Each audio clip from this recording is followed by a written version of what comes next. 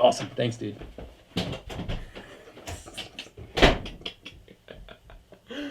Oh, man. Hey, what's going on? Welcome back to Seth's Smorgasbord of Sports here at the Fan Zone at 51 West Studios. Man, you know I'm a Ravens fan. You know I'm heartbroken right now, okay? If we're just being honest, that was probably the hardest loss in Ravens history. I mean, 28-12 against a 9-7 team when you're 14-2 at your home field. I mean, I'm sure you've heard the story by now. Dude literally dropped dead at the game, and I'm sure that it had something to do with that, okay? I'm not trying to make any, joke on that or anything. I'm just being serious. People were literally so heartbroken that dude died. So, there's really nothing else to say about it. I mean, it was just a really hard loss. It was one of the hardest I'd ever had to go through as a fan. I mean, I watched Oh, the pain. The pain. missed kick in New England. I watched Troy Polamalu run back the pick six Flacco's rookie year. I mean, I watched Steve McNair lose to the Colts. Been watching the Ravens for a long time and suffered a lot of heartbreaking losses, obviously. But this has to be right up at the top for me personally because when your team's 14-2, and even when there's other great teams in the NFL that are 13-3, you expect them to get to the Super Bowl when they're 14-2. I mean, it's hard not to when they're killing people all year. I just want to take a moment to appreciate the Ravens season. It's hard right now. It's hard to look back on it and smile after the bitter way that it ended. But honestly, going 14-2, winning 12 in a row, that was fun football to watch, and I'll never forget that. Just sucks that it had to end so prematurely, but there's always next year. And I know that's so cliche to say, and it's hard to say when it's your team and you're still trying to swallow that. But it's true. Lamar Jackson's 23 years old. 300 passing yards, 100 rushing yards in that game against the Titans. All right? And he lost. Lamar came to play. I mean, he threw a bad pick, and he had two picks, but one of them wasn't his fault. All right? That was a tip pass off fingers that should have been caught. Mark Andrews. And he's a great tight end, but he should have had that. I know his ankle was bothering him. But if it was bothering him that bad, he shouldn't have been playing. That was my main beef with this game was the coaching, all right? John Harbaugh lost us this game. It's tough to say this, all right? It is tough to say this, but I think John Harbaugh should be fired after that. Stop the presses. I know. I'm going to get some hate for that from Ravens fans. I'm not... Look. Marty Schottenheimer got fired after going 14-2 with the Chargers and losing his first playoff game. Didn't win one, lost in the divisional round. Number 1 seed, 2006, right? He got fired, and he wasn't a Super Bowl champion or anything, but he had that team at peak performance playing the way they should have been, and then they couldn't get it done in the playoffs.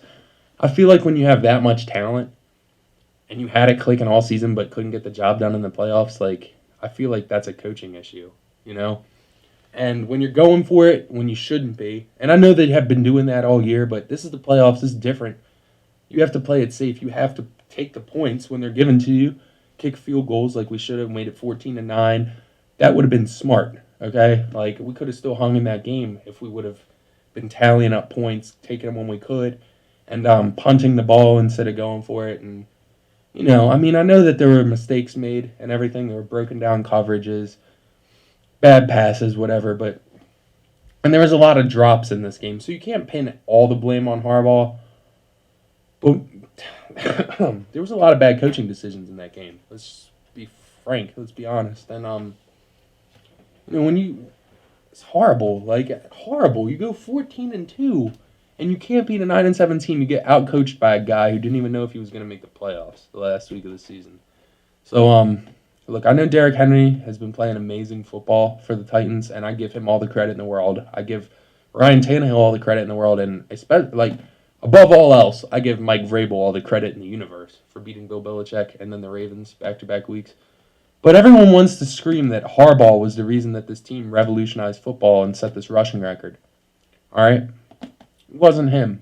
All right? I don't feel like he had as much to do with it as the media suggests.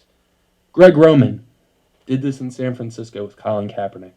He did it in Buffalo as their offensive coordinator with Tyrod Taylor. And now he did it in Baltimore with Lamar Jackson. All right? And it was his most successful team yet. Giro is the real the guy who orchestrated this revolution, okay, in the NFL. But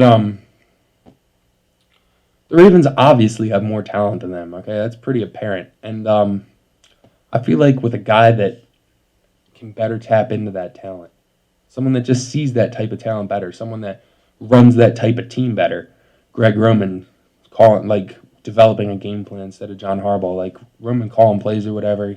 He's taking what he gets. If he could develop the game plan for a game like that, I feel like we'd be much better off.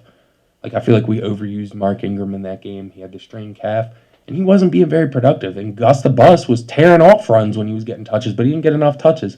And I feel like Greg Roman would have had a more run-centric game plan and just pounded him and grinded him, man. And if they would have done that, they would have won. They needed to have the right game plan for this team because what they came out with wasn't right. And look, I love John Harbaugh. He helped the Ravens to a Super Bowl, and he helped it to our best record of all time this year. But 12 years is a lot of years. And when you have someone with the talent of Lamar Jackson at age 23, and he's putting up MVP caliber seasons age 22 season, that's not some type of talent that you want to waste. You know, you don't want to waste any great year that the guy gives you, all right? Because he's a generational talent, and I think Greg Roman's a perfect. Like, you don't want that guy to get away, okay? Because other teams interviewed him for head coaching vacancies this year. We were very fortunate that he didn't take any. He wasn't hired on, and I think the Ravens are poised for another great season next year. They're going to have a lot of the same pieces back. They're going to have a young Lamar Jackson still, and they're still going to have Greg Roman. So, I just wish they'd do the hard thing to do and make Giro their head coach and hang on to him for the next decade because him and Lamar Jackson together is a deadly pairing. All right, it's a deadly pairing, and I don't want to see him get broken up anytime soon. So, with all that being said,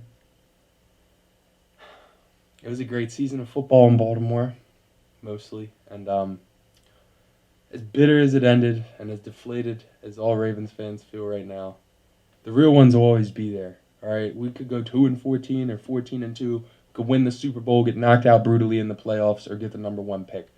None of us care. We're always gonna bleed purple. Okay, we're always gonna bleed purple.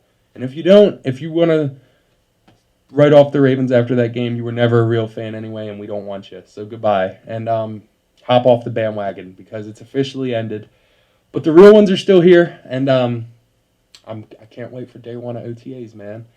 I'm going to a Ravens practice next year, and I'm really looking forward to it, man. Because when football season ends for me, like I just start looking ahead towards the next one, and I'm disappointed, just like every other Ravens fan, but I have tons of hope and excitement for what the future holds with this team, what Eric DeCosta is going to bring to the table for the coming years, and how Lamar Jackson is going to develop as a player. So keep your heads up, Ravens fans. I know that was really hard to swallow, and the internet has not been kind to us lately, so I know it's been hard to just even look at Twitter or update your feed or whatever, but I know it's been tough, but we'll make it through just like we always do. We survived 2011 and that missed kick. We can survive anything, and we'll be back, and we'll be better than ever. So thanks for watching.